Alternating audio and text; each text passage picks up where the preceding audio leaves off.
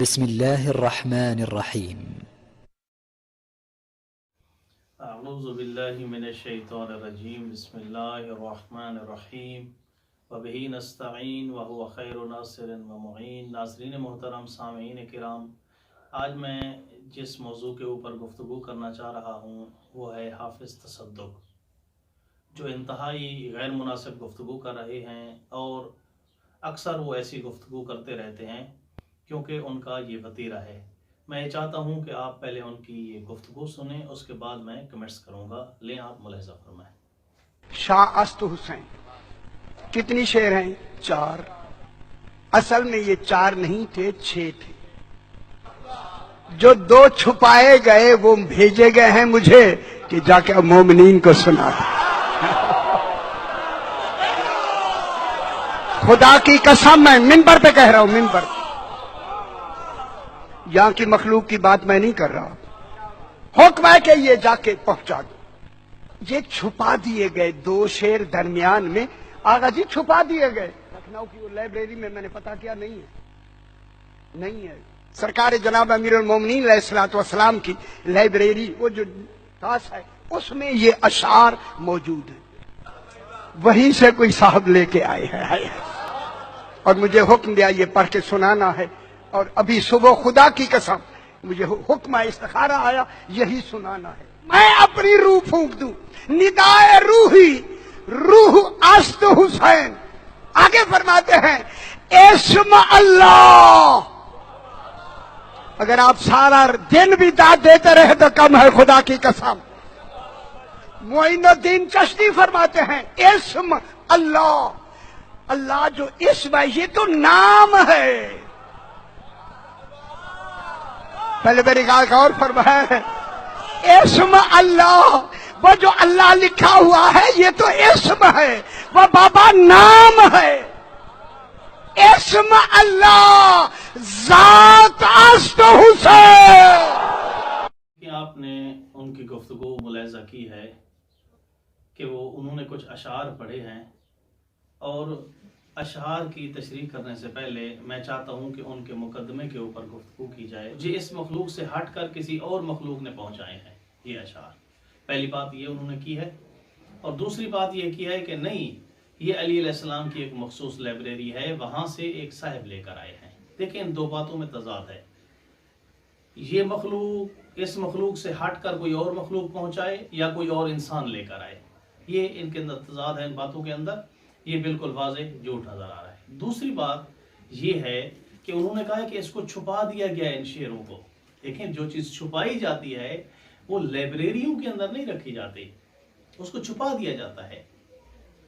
جب چھپایا گیا ہے تو لائبریری تو ایک عمومی چیز ہے، اس میں ہر کوئی آ کر اس کا مطالعہ کرتا ہے، کتب کا مطالعہ کرتا ہے. تیسری بات یہ ہے کہ دیکھیں علی علیہ السلام کے حرم کے اندر فقط ایک لائبریری ہے، وہی عمومی ہے، جس کو مکتبہ حیدریہ کہا جاتا ہے، جس کے اندر ہم بھی جاتے ہیں، باقی سارے طلاب کرام آتے ہیں، مطالعہ کرتے ہیں، باہر سے بھی لوگ آتے ہیں. وہ عمومی ہے، ہر کوئی آ کر وہاں مطالعہ کر سکتا ہے. ایک ہی لائبریری ہے، وہاں کوئی ایسی مخصوص لائبریری موجود نہیں ہے. یہ جھوٹ بول رہے ہیں اس بات کے اوپر. اگلی بات ان کے اشعار کے اوپر آ جاتے ہیں. اگر وہ یہ اشعار ایسے ہی پڑھ دیتے تو شاید کسی کو سمجھ آتے یا نہ آتے. خود ان اشعار کی تشریح کر رہے ہیں. کیا کہہ رہے ہیں؟ اسم اللہ ذات است حسین. یعنی یہ جو نام لکھتے ہیں ہم، اس طرح سے کہہ رہے ہیں نا، آپ نے سنا ہے نا کہ یہ جو نام ہم لکھتے ہیں یہ فقط اسم ہے، یہ فقط نام ہے. وہ کہہ رہے ہیں کہ اسم اللہ ذات است حسین، یہ جو ہم اسم لکھتے ہیں یہ فقط نام ہے. اللہ کی جو حقیقی ذات ہے وہ امام حسین علیہ السلام ہے. ارے بھائی آپ کیسی بات کر رہے ہیں؟ یعنی آپ اتنے جاہل ہیں کہ آپ نے شیعت کا عقیدہ یا تو پڑھا نہیں ہے، اگر پڑھا ہے تو جان بوجھ کر آپ جہالت سامنے لا رہے ہیں، جان بوجھ کر لوگوں کو گمراہ کر رہے ہیں، جان بوجھ کر لوگوں کو شرک میں ڈال رہے ہیں. اور قرآن مجید کے اندر ہے، اللہ فرماتا ہے کہ میں تمام گناہ معاف کر سکتا ہوں سوائے شرک کے. دیکھیں ہم اگر اپنے عقیدے کو دیکھنا چاہتے ہیں، ہمارا عقیدہ کسی کے اوپر ڈھکا چھپا نہیں ہے، ہمارا عقیدہ خوابوں والا نہیں ہے، استخارے والا نہیں ہے. ہم تواتر روایات سے اپنا عقیدہ لیتے ہیں، ہم اہل بیت کی طرف رجوع کرتے ہیں. دیکھیں میری بات سچی ہوتی ہے یا ان کی بات سچی ہوتی ہے، یہ میرے سامنے روایت ہے امام رضا علیہ السلام سے کہ ابو ہاشم جعفری سے روایت ہے کہ امام رضا علیہ السلام سے غلات اور مفوضہ کے بارے میں سوال کیا گیا تو آپ نے فرمایا غلات کفار ہیں اور مفوضہ مشرک ہیں، جو کوئی بھی ان کے ساتھ رفت و آمد رکھے، کھانا پینا رکھے، صلح رحمی کرے، شادی کرے، یا ان کی لڑکی اپنے گھر میں لائے، یا ان کی امانت رکھے، یا ان کی باتوں کی تصدیق کرے، یا صرف کسی ایک کلمے سے ہی ان کی مدد کرے، وہ اللہ اور رسول اور اہل بیت علیہ السلام کی ولایت سے خارج ہو جائے گا۔ یہ ولایت ہے، یعنی اللہ کو اللہ ماننا ہے، اہل بیت کو ان کا نمائندہ ماننا ہے۔ یہ ہے دین ہمارا، یہ ہے مذہب ہمارا۔ یہ مذہب نہیں ہے کہ ہم کبھی علی علیہ السلام کو اللہ بنا دیں، ہم کبھی امام حسین علیہ السلام کو اللہ بنا دیں۔ یہ قطعاً اس کی ہمارے ائمہ اجازت نہیں دیتے۔ جس طرح ائمہ اجازت نہیں دیتے ویسے ہمارے علماء اس کی اجازت نہیں دیتے۔ یہ غالیوں کو متعلق سید ابو القاسم خوئی اپنی رائے دیتے ہیں، اس کے اندر یہ بھی آ جائے گا جو تصدق کہہ رہا ہے۔ فرماتے ہیں سید ابو القاسم خوئی کہ غالیوں کے چند گروہ ہیں، کچھ امیر المومنین یا ائمہ اطہار کی ربوبیت کے معتقد ہیں، وہ عقیدہ رکھتے ہیں کہ امیر المومنین علیہ السلام ہی رب جلیل ہیں اور وہی معبود ہیں جو جسم کی صورت میں زمین پر نازل ہوئے ہیں۔